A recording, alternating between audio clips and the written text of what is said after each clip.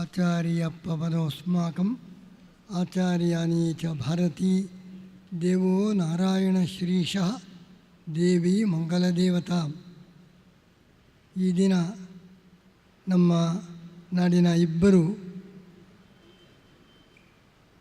ವಿಶೇಷ ಅಧ್ಯಯನ ಮಾಡಿದ ವಿದ್ವಾಂಸರು ಬಹಳ ವಿಶಿಷ್ಟವಾದ ರೀತಿಯಲ್ಲಿ ತಮ್ಮ ಮಾತನ್ನು ನಮ್ಮ ಮುಂದೆ ಇಟ್ಟಿದ್ದಾರೆ. ನಿಸ್ಸಾರ್ ಅಹಮದರು ತಮ್ಮ ಒಳ್ಳೆಯ ಕವಿತೆಗಳು, ಅರ್ಥಪೂರ್ಣವಾದ ಸಾರಪೂರ್ಣವಾದ ಕವಿತೆಗಳನ್ನು, ದೀರ್ಘವಾದ ಕವಿತೆ ಪೂರ್ತಿಯಾಗಿ ಎಲ್ಲರಿಗೆ ಅರ್ಥವಾಗಿದೆ ಇಲ್ಲವೋ, ಅದರಲ್ಲಿ ಸಾರ ತುಂಬಿದೆ ಅಂಥ ಅದ್ಭುತವಾದ ಕವಿತೆಗಳನ್ನು ನಿಮ್ಮ ಮುಂದೆ ವಾಚಿಸಿದ್ದಾರೆ. ಅವರ ಹೆಸರು ನಿಸ್ಸಾರ್ ಅಹಮದ್.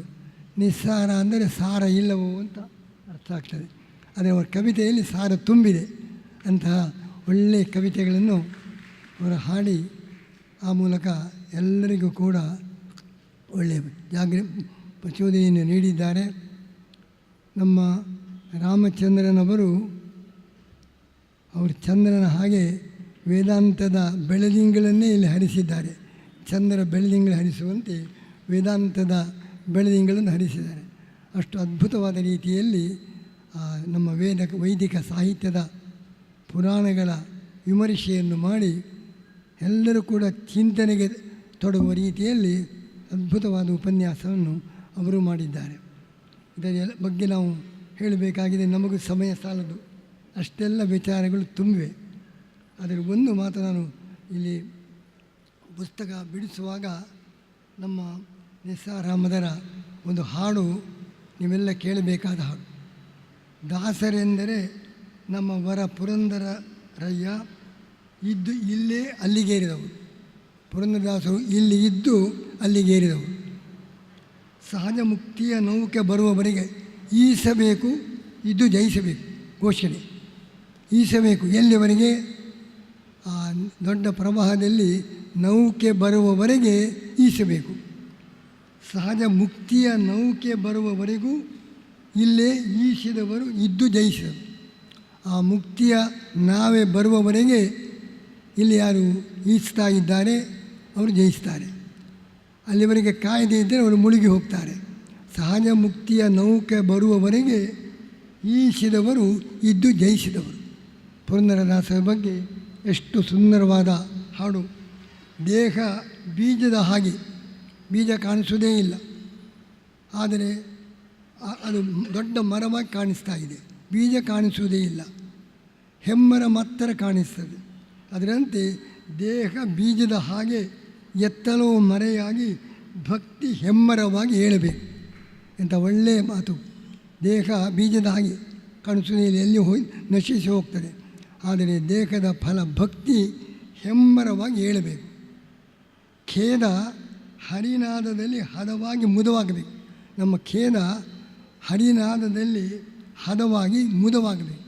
ನಮ್ಮ ಸಂಸಾರದ ದುಃಖ ಪರಮಾತ್ಮನ ನಾದದಲ್ಲಿ ಅದು ಹದವಾಗಿ ಮುದವಾಗಬೇಕು, ಆನಂದವಾಗಬೇಕು. ಆ ರೀತಿಯ ಒಂದು ಮಾರ್ಪಟ್ಟು ನಮ್ಮ ಜೀವನದಲ್ಲಿ ಪರಿವರ್ತನೆ ಆಗಬೇಕು ಎಂಬುದಾಗಿ ಪುರಂದರದಾಸರ ಬಗ್ಗೆ ಹಾಡುತ್ತಾ ಎಷ್ಟು ಸುಂದರವಾದ ಸಂದೇಶವನ್ನು ನಮ್ಮ ನಿಸ್ಸಾರ್ ಅಹಮದರ ಕವಿತೆಯಲ್ಲಿ ಕಾಣಬಹುದು ಎಂಬುದನ್ನು ನಾನು ತಿಳಿಸಲು ತುಂಬ ಸಂತೋಷ ಪಡ್ತಾ ಇದ್ದೇನೆ. ಅದರಂತೆ ಈ ಪುರಂದರದಾಸರನ್ನು ಆವಿಷ್ಕಾರ ಮಾಡಿದರು ನಮ್ಮ ಒಂದು ಪದ್ಯದ ಮುಖಾಂತರ ನಮ್ಮ ರಾಮಚಂದ್ರವರು. ಆ ಅಜಾಮೇಳಿನಲ್ಲಿ ಪುರಂದರದಾಸರನ್ನು ಕಾಣಬೇಕು.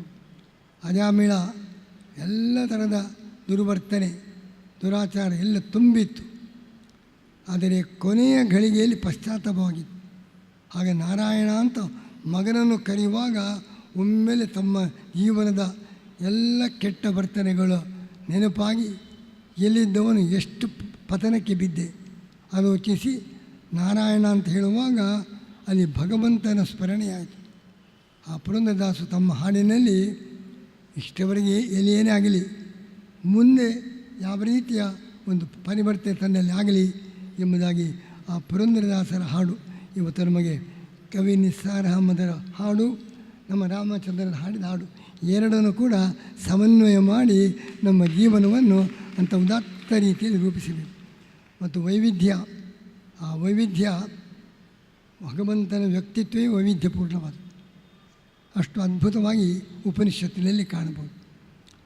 ಇಲ್ಲಿ ಜೀವನದಲ್ಲಿ ಒಂದು ನಿಷ್ಕ್ರಿಯತೆ, ಎಲ್ಲ ದೇವರೇ ಮಾಡ್ತಾರೆ, ನಮಗೇನು ಜವಾಬ್ದಾರಿ ಇಲ್ಲ, ಈ ಥರದ ನಿಷ್ಕ್ರಿಯತೆ ಪರಮಾತ್ಮನ ಮೇಲೆ ಭಾರ ಆಗೋದು, ಇಲ್ಲ ಅವನೇ ಮಾಡುವ, ನಾವೇನು ಮಾಡಬೇಕಾಗಿಲ್ಲ ನಿಷ್ಕ್ರಿಯತೆ. ಇನ್ನೊಂದು ಕಡೆ ನಾನೇ ಮಾಡುವನು, ನನಗೆ ಇದು ನನ್ನದು ಎಂಬ ಅಹಂಭಾವ. ಒಂದು ಕಡೆ ಅಹಂಭಾವ, ಒಂದು ಕಡೆ ನಿಷ್ಕ್ರಿಯತೆ. ಇದೆರಡರ ಸಮನ್ವಯ ನಮ್ಮ ಶಾಸ್ತ್ರದಲ್ಲಿ ದೈವ ಪೌರುಷದ ಸಮನ್ವಯ. ಮಹಾಭಾರತ ಗೀತೆಯಲ್ಲಿ ಎಲ್ಲ ದೇವರ ಮೇಲೆ ಭಾರ ಹಾಕಿ ನಿಷ್ಕ್ರಿಯನೂ ಆಗಬಾರದು, ನಾನೇ ಮಾಡುವೆ ಎಂಬ ಅಹಂಕಾರದಿಂದಲೂ ವರ್ತಿಸಬಾರದು. ಎರಡನ್ನು ದೇವರಲ್ಲಿ ಭಕ್ತನಾಗಿ ವಿನಮ್ರನಾಗಿ ತನ್ನ ಕರ್ತವ್ಯ ಮಾಡಬೇಕು ಎಂಬುದಾಗಿ ದೈವ ಪೌರುಷದ ಸಮನ್ವಯ, ಇದು ಮಹಾಭಾರತದ ಗೀತೆಯ ಸಂದೇಶ. ಅದರಿಂದ ನಿಷ್ಕ್ರಿಯತೆಗೆ ಅವಕಾಶ ಇಲ್ಲ, ಎಲ್ಲ ದೇವರಿದ್ದಾನೆ ಅಂತ. ಮತ್ತು ನಾವು ಮಾಡುವಾಗ ಅಹಂಕಾರದಿಂದ ನನಗೆ ಆ ಶಕ್ತಿ ಇದೆ, ಈ ರೀತಿ ಉಬ್ಬಿ ಅಹಂಕಾರದಿಂದಲೂ ವರ್ತಿಸಬಾರದು. ಎರಡರ ಸಮನ್ವಯ, ನಮ್ಮ ವೈರುಧ್ಯದಲ್ಲಿ ತುಂಬ ಸಮನ್ವಯ. ಎರಡು ವೈರುಧ್ಯ, ಒಂದು ಕಡೆ ದೇವರ ಮೇಲೆ ಭಾರ ಹಾಕೋದು, ಒಂದು ಕಡೆ ತಾನೇ ಮಾಡೋದು. ಈ ವೈವಿಧ್ಯದ ಸಮನ್ವಯ ನಮ್ಮ ದರ್ಶನಕಾರರು ಆ ವಿವಿಧತೆಯಲ್ಲಿ ಸಮನ್ವಯ. ಇಡೀ ನಮ್ಮ ಭಾರತೀಯ ಸಂಸ್ಕೃತಿ ಈ ವೈವಿಧ್ಯದಲ್ಲಿ ಹೊಂದಾಣಿಕೆ ಮಾಡುವ ಮನೋಭಾವ, ಆ ಸಮನ್ವಯ ದೃಷ್ಟಿಯನ್ನು ಅವರು ಬೆಳೆಸಿಕೊಂಡಿದ್ದಾರೆ. ಗಣಪತಿ ಅವನ ಆಕಾರ ಹೊರಗಿನ ಆಕಾರ ಹಾಗಿದ್ದರೂ ಅವನ ಅಂತರಂಗ ಬೇರೆ ಇದೆ.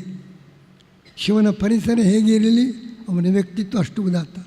ಹೀಗೆ ಬೇರೆ ಬೇರೆ ಥರದ ವೈವಿಧ್ಯದಲ್ಲಿ ಅವರ ಅಂತರಂಗದ ಸೌಂದರ್ಯ ಪಾವಿತ್ರ್ಯ ಅದನ್ನು ಕಾಣುವಂಥ ಮನೋಭಾವ, ಅದನ್ನು ಬೆಳೆಸುವ ದೃಷ್ಟಿಯಲ್ಲಿ ಅನೇಕ ಮಾತುಗಳನ್ನು ಈ ಜೀವನದಲ್ಲಿ ಈ ದೌಭೂತ ಸರ್ಗೋ ಲೋಕೇಸ್ಮಿನ್ ದೈವ ಆಸುರ, ದೈವಿ ಪ್ರವೃತ್ತಿ ಉಂಟು, ದೈವಿ ಸ್ವಭಾವ, ಆಸುರಿ ಸ್ವಭಾವ, ದೈವಿ ಶಕ್ತಿ, ಆಸುರಿ ಶಕ್ತಿ. ದೇವರ ಸೃಷ್ಟಿ ಅಲ್ಲ, ಅನಾದಿ ಕಾಲದಿಂದ ಇದೆ. ದೇವರು ಭಗವಂತನು ಅನಾದಿ, ಜೀವರನ್ನು ಭಗವಂತ ಒಮ್ಮೆಲೆ ಸೃಷ್ಟಿ ಮಾಡಿದ್ದಲ್ಲ, ಅವರು ಅನಾದಿ. ಈ ದೈವಿ ಸ್ವಭಾವ ಆಸುರಿ ಸ್ವಭಾವ ಎರಡೂ ಇದೆ. ಭಗವಂತ ಒಮ್ಮೆಲೆ ಯಾರಿಗೂ ಕೊಡುವುದಿಲ್ಲ, ಅವರು ಸಾಧನೆ ಮಾಡಬೇಕು, ದುಡಿಯಬೇಕು, ದುಡಿದು ಸಾಧನೆ ಮಾಡಿ ಮಾತ್ರ ಸಿದ್ಧಿ ಪಡೆಯಬೇಕು. ಕೇವಲ ಕರುಣೆಯಿಂದ ಏನು ಬೇಕಾದರೂ ಮಾಡು, ನಾನು ಮೋಕ್ಷ ಕೊಡ್ತೀನಿ ಎಂದು ಭಗವಂತ ಬರುವುದಿಲ್ಲ. ಈ ದೈವಿ ಸ್ವಭಾವ ಆಸುರಿ ಸ್ವಭಾವ ಎರಡೂ ನಮ್ಮಲ್ಲಿದೆ. ಅದರ ಘರ್ಷಣೆಯಾಗಿ ಆಮೇಲೆ ಸಿದ್ಧಿಯನ್ನು ಪಡಿಬೇಕು. ಅದಕ್ಕೋಸ್ಕರ ಭಗವಂತ ಕರುಣಾಶಾಲಿ ಹೌದು. ನಮ್ಮನ್ನೆಲ್ಲ ಮಗುವಿಗೆ ಅಭ್ಯಾಸ ಆಗಬೇಕಾದ್ರೆ ನೀರಿಗೆ ಹಾಕಬೇಕು, ಮುಳುಗಬೇಕು, ನೀರು ಕುಡಿಯಬೇಕು, ಆಮೇಲೆ ಅದಕ್ಕೆ ಅಭ್ಯಾಸ ಆಗಬೇಕು. ಅದರಂತೆ ಜೀವನು ತನ್ನ ಪರಮ ಮುಕ್ತಿಗೆ ಬೇಕಾದ ಸಾಧನೆ ಮಾಡಬೇಕಾಗಿದ್ದರೆ ಈ ದೈವಿ ಶಕ್ತಿ ಆಸುರಿ ಶಕ್ತಿ ಈ ಸಂಘರ್ಷದಲ್ಲಿ ಮುಳುಗಿ ಏಳಿ ಆಮೇಲೆ ಅವನು ಸಿದ್ಧಿಯನ್ನು ಪಡೆಯಬೇಕು. ಅದಕ್ಕೋಸ್ಕರ ಎರಡಕ್ಕೂ ಒಮ್ಮೆಲೆ ಮೋಕ್ಷ ಕೊಡುವುದಿಲ್ಲ. ಎಲ್ಲ ಥರದ ಸಂಘರ್ಷ ತಿಕ್ಕಾಟಕ್ಕೆ ಅವನನ್ನು ಹಾಕಿ ಅವನ ವ್ಯಕ್ತಿತ್ವ ಪರಿಪೂರ್ಣವಾಗಿ ಅವನು ಮೋಕ್ಷಕ್ಕೆ ಹೋಗಬೇಕು. ಆ ರೀತಿಯಿಂದ ಪರಮಾತ್ಮನ ಸೃಷ್ಟಿಯಲ್ಲಿ ಇಂಥ ದೊಡ್ಡ ಕರುಣೆ, ಜೀವನ ಮೇಲಿನ ಕರುಣೆ ಇದೆ. ಇನ್ನು ಇದರ ಬಗ್ಗೆ ನಾನು ತುಂಬ ಹೆಚ್ಚು ವಿಸ್ತಾರವಾಗಿ ನಾವು ಹೇಳೋದಿಲ್ಲ. ಹೀಗೆ ಅನೇಕ ಥರದಿಂದ ವೇದಾಂತದ ಬಗ್ಗೆ ವಿಶೇಷವಾದ ಅದರ ರಹಸ್ಯದ ಬಗ್ಗೆ ನಮ್ಮೆಲ್ಲರ ಗಮನ ಸೆಳೆಯುವ ಉಪನ್ಯಾಸವನ್ನು ನಮ್ಮ ರಾಮಚಂದ್ರನು ಮಾಡಿ ನಮಗೆ ಅತ್ಯಂತ ಸಂತೋಷವನ್ನು ನೀಡಿದ್ದಾರೆ. ಇಬ್ಬರನ್ನು ಕೂಡ ನಾವು ಅಭಿನಂದಿಸಿ, ಇವರಿಂದ ನಮ್ಮ ದೇಶಕ್ಕೆ ಒಳ್ಳೆಯ ಬೆಳಕು ಯಾವಾಗಲೂ ದೊರೆಯುವಂತೆ ಅವರನ್ನು ಭಗವಂತ ಅನುಗ್ರಹಿಸಲಿ ಎಂಬುದಾಗಿ ನಾನು ಬಹಳ ಸಂತೋಷದಿಂದ ನಮ್ಮ ಅಭಿನಂದನೆಯನ್ನು ಇಬ್ಬರಿಗೂ ಸಲ್ಲಿಸ್ತಾ ಇದ್ದೇನೆ.